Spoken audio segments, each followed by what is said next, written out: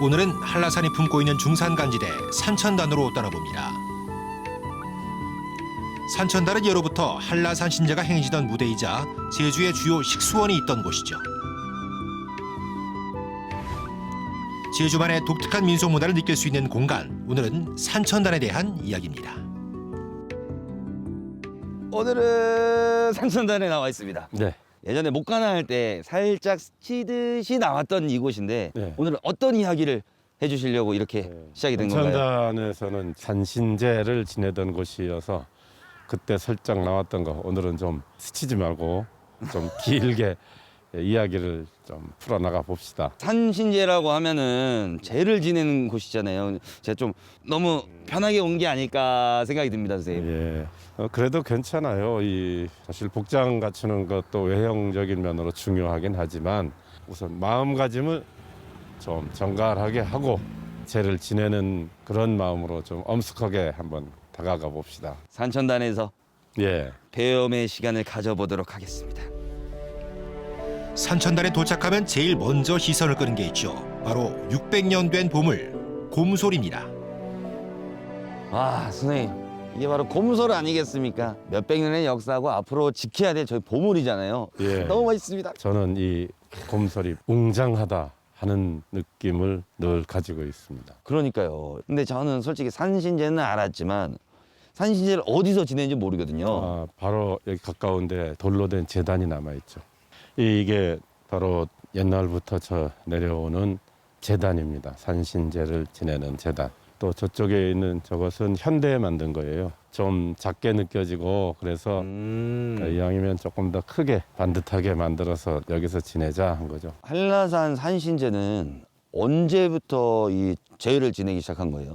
지금 구전으로는 탐라 시대부터 지냈다 이렇게 얘기가 되고 있는데 실제 기록에 남은 것으로 보면은 고려 시대부터예요. 고려 고종 임금 때 전국에 있는 여러 명산들을 이제 대상으로 해서 제를 지낸다 하는 얘기가 나오는데 한라산에도 제민 백성을 구제한다는 뜻으로 제민이라는 호를 내리고 산신제를 지냈다는 기록이 나오죠. 나라와 백성의 안녕을 기원하는 산신제는 중요한 국사였습니다. 예부터 신령스러운 산으로 꼽히던 한라산에서도 산신제가 거행됐죠. 한라산 백록담에서 춘추로 제를 지냈다는 기록은 고서로도 전해집니다. 병이 없고 곡식이 잘 자라며 가축이 늘고 읍이 편한 것은 모두 한라산 덕분이다. 산신제면 보통 산 전상에서 해야 되는데 왜 이곳에서 하는 거예요? 예, 실제로 처음에 시작할 때는 한라산 정상에서 했어요. 기록에는 2월 달에 했다고 돼 있고 지금도 한라산 정상에는 4월까지도 눈이 있잖아요. 그럼요. 예, 그러니까 당시에는 굉장히 추운 때에 이 한라산신제를 지내기 위해서 정상에 가야 됐던 거죠. 지금이야 뭐 등산복들이 제품이 너무 좋으니까 아주 그 질이 좋아졌지만 지금도 추운데 그때 당시에 얼마나 힘들었을 거예요. 굉장히 추웠어요. 그러니까 그러니까요. 동상으로 손발이 썩기도 하고 아이고. 또는 다치기도 하고 심지어는 동사 얼어서 죽는 경우까지 생긴 거예요. 네. 그래서 아무리 산신제가 중요하다고 하지만 백성들이 이렇게 죽거나 다쳐서야 되겠는가? 임금님이 그렇게 말씀을 해주신 거예요? 임금님을 대신해서 당시 여기 어떤 목사님이 알 것 같습니다. 누구? 바로 이약동 목사님. 정확하게 맞췄네요. 음력 2월에도 추운 산의 날씨. 하지만 산신제를 위해 백성들은 제수를 짊어지고 백록담에 올라야 했죠. 백성들의 희생을 목도한 이약동 목사는 한라산 초입에 새로운 산신제단을 만듭니다. 그것이 바로 산천단이죠. 이 유명한 일화는 비석에 남아 전해지고 있습니다.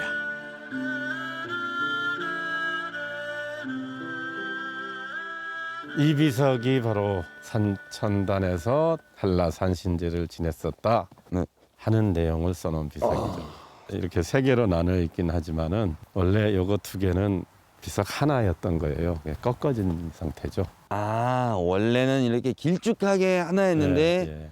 나눠져 있는 거네요. 선생님 그럼 이 비석에는 어떤 내용들이 담겨져 있나요, 선생님? 이쪽 좀 작은 비석은 한라산신 고선 이렇게 돼 있어요. 한라산신에 대해서 제를 지내던 터 이런 뜻이고 이쪽 비석 지금 두 개로 나눠져 있는 네. 이것은 내력을 좀 자세히 써놨어요. 여기가 이학동 목사 때에 한라산신제를 이쪽으로 지내게 했던 바로 그곳이다. 이런 내용과 비석을 세운 분들이 여기서 주춧돌을 찾아냈다는 얘기가 있거든요. 이 비석은 1997년에야 발굴됐다는군요. 비석을 세운 시기는 남아있지 않지만 이곳에서 한라산신제를 지냈다는 기록이 자세히 남아 있습니다. 그런데 이학동 목사님께서 이곳을 옮겼다 했잖아요. 나름의 이유는 있었을 거잖아요. 그러니까 왜 이곳이냐? 그렇죠. 그만한 이유들이 있죠. 이 오름 이름이 소산 오름이죠. 소산오름이요. 예, 한라산의 작은 한라산이다. 소산, 작은 한라산이다. 저 큰 한라산 대신 작은 한라산에서 제를 지내면 된다는 의미가 있죠. 아, 여기 소산을 한자로 작을소 매산을 쓰지 않고 솟아났다는 뜻으로 해석도 해요. 그건 어떤 전설이 있느냐면은 중국에서 온 고종다리가 산혈, 물혈을 다 끊고 갔다는 얘기가 있잖아요. 산혈을 끊고 가버린 다음에 솟아났다는 거예요, 이 산이. 그러면은 혈을 끊지 못한 거잖아요. 그 그죠, 후에야 그죠. 생겨났으니까. 그래서 산의 전기가 그냥 여전히 살아남았다. 어떻게 보면 약간 영험한 기운이 살아있다. 그렇죠. 우리의 명맥이 끝나지 않았다. 그런 의미에서 이 자리를 선택했을 가능성도 있죠.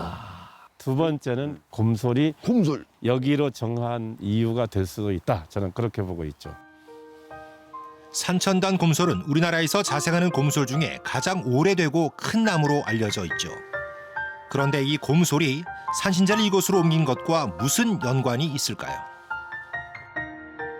곰솔이 이렇게 크니까 여기서 산신제를 지내지 않았을까요, 선생님? 맞아요. 이 나무가 뭐 대략 600년쯤 됐다고 하니까 600년요? 그때도 이렇게 크진 않았겠지 물론. 근데 이런 그 소나무들이 수십 그루가 여기 있었다고 하죠. 단군 그 개국신라에 보면은 태백산 박달나무로 내려왔다라는 기절이 있는 것처럼 신은 큰 나무를 타고 내려온다. 이렇게 인식했던 거예요. 제사에서는 지금도 그게 이어지고 있거든요. 오, 진짜요? 제사 지낼 때 분향하면은 그 분향 잔에 있던 술을 모사 접시에다가 붓거든요. 네. 근데 그 모사가 뭘 뜻하느냐? 뭐사요? 모사의 모자는 풀 모자입니다. 사는 모래입니다. 모래사. 예, 네. 그러니까 원래 모사는 띠 같은 것을 이렇게 묶어서 위에 뾰족하게 남기고 그 밑에는 모래를 담은 접시를 네. 해서 세우는 거예요.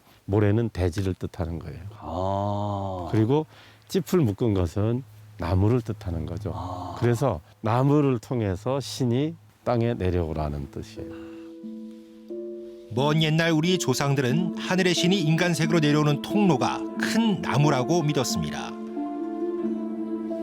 때문에 소산오름 옆에 있고 높은 곰솔이 모여있는 이곳이 산신제 장소로 적합했던 거죠. 선생님, 여기 보니까 터가 이렇게 있네요. 돌담으로도 이렇게 뭔가 만들어져 있고요. 여기가 샘물이 나오던 곳이죠. 산천단은 네. 지금은 산천에 천자를 내천자를 쓰죠. 그런데 옛날에는 샘천자를 쓴 적도 있어요. 그만큼 산천단에는 물이 좋아요. 또 여기 물이 수량도 많고 네. 그래서 이 물을 모아서 수도로 이 중산간 마을에다 보낸 적이 있거든요. 그게 1960년대 중반쯤. 1960년대 산천단의 모습인데요. 제주에 대규모 상수도가 착수된 이후 수원지가 들어설 정도로 산천단은 물이 많은 곳이었습니다. 그럼 바로 산신제를 이곳에서 지낼 수 있었던 세 번째 이유가 바로 물이네요. 제를 지낼 때는 물이 또 상당히 중요한 요소가 되죠. 네. 한라산 정상에서 그 산신제를 지낼 때에도 바로 백록담에 물이 있었죠. 제사를 지낼 때 올리기도 하고 제사를 지내기 전에 이 깨끗한 물로 제장 주변을 깨끗이 한다는 의미도 있어요. 그러니까 물을 뿌리면서 잡귀들은 물러가라고 하는 거죠. 이 깨끗한 물이 산신제단을 정하는데 또 하나의 큰 요소가 됐다 이렇게 볼 수 있죠. 앞에서 말한 소산, 그리고 곰술, 그리고 맑은 물. 딱 세 박자가 맞았습니다, 선생님. 그렇죠. 그래서 이곳에 제단을 옮겨 세운 것이죠. 이학동 목사님의 냉철한 판단. 그렇죠. 어떻게 제 마음을 읽으셨네요. 그렇게 말하려고 하는 것 같았어요. 어떻게 이 제자의 마음을 이렇게 잘 헤아려 주시는지. 이러한 조건을 내세워 산천단으로 제단을 옮긴 이학동 목사. 산신에게 제를 올리는 것만큼 백성들의 안녕을 중시했던 이학동 목사의 마음이 느껴집니다. 산천단이 살림욕하기 좋은 곳이기도 하지만 산신제를 여기서 지내있기 때문에 역사적으로도 빼놓을 수 없잖아요. 네, 역사적으로도 중요한 곳. 근데 산신제를 원래 백록담에서 하다가 네, 여기서 지내다가 네, 중간에 안 하다가 또 다시 했단 말이에요. 그렇죠. 왜 그런 거예요, 선생님? 우리 역사의 암흑기 일제강점기에 제주 재판소에 일본인 판사가 임명돼서 왔죠. 네. 여기 한라산신제를 금지해 버렸어요. 모든 것을 그냥 다 끊어버리려고 했네요. 그래서 공식적으로는 하지 못하고 이 아라동 이쪽 주민들이 일본인들 모르게 제사를 지내기도 하고 그렇게 이어져 왔는데 어쨌든 그게 확실하게 이어지질 못했죠. 공개적으로 하질 못했으니까. 그러다가 해방 후에 곧바로 시작한 건 아니고 1958년에 기우제를 지내는 것을 여기서 했어요. 그래서 그 이후로는 산신제를 계속 이어오고 있죠. 일제의 눈을 피해 산신제를 올리며 전통을 이어온 제주 사람들. 그 정신을 이어받아 매년 정월 산천단 마을에서 산신제를 거행하고 있습니다. 모두의 무산영을 기원하며 산신제를 올렸던 전통은 오늘날에도 이어지고 있습니다.